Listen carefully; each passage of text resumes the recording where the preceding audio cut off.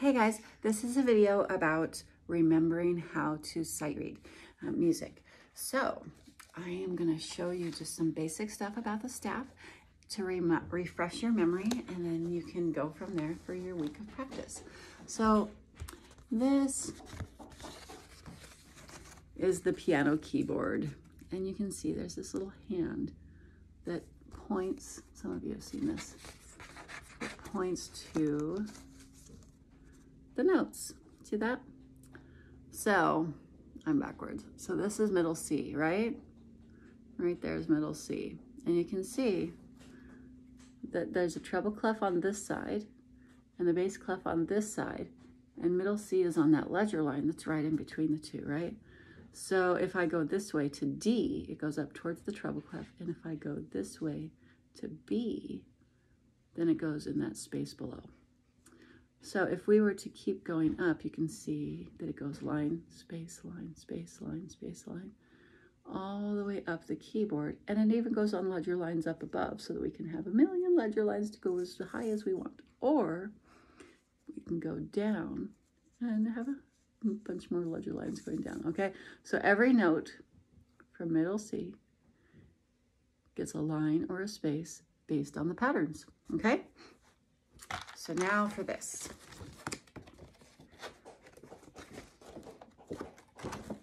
Here's basic staff.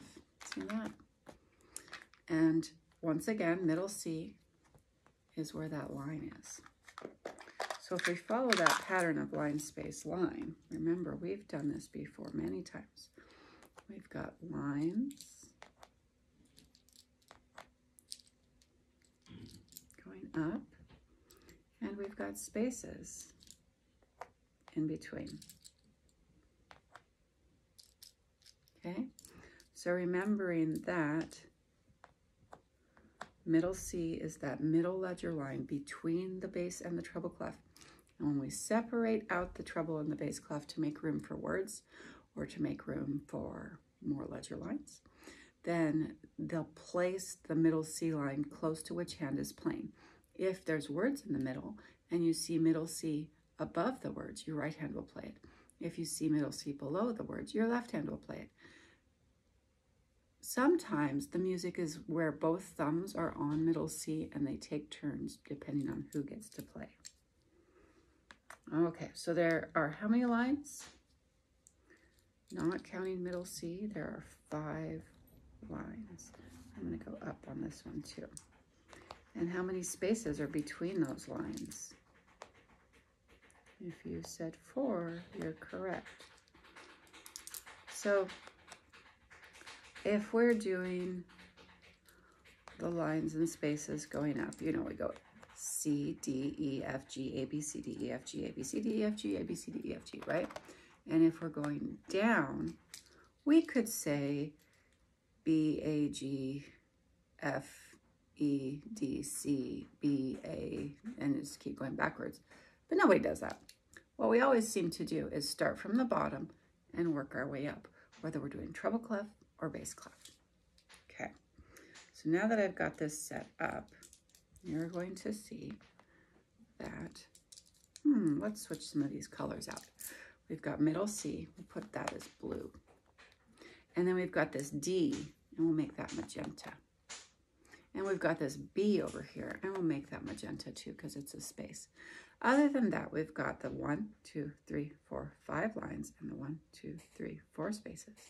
1, 2, 3, 4, 5 lines and the 1, 2, 3, 4 spaces.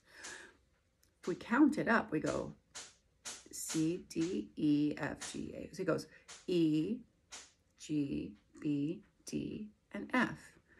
I say even grumpy bears deserve food.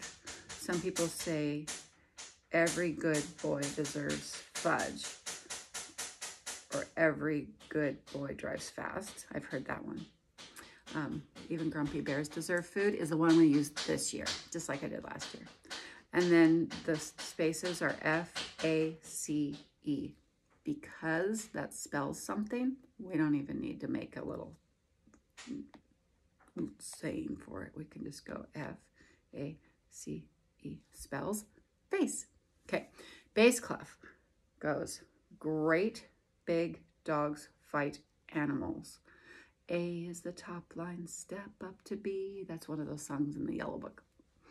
A is the top line, step up to B. A is the top line, step down to G. I am not singing in the right key.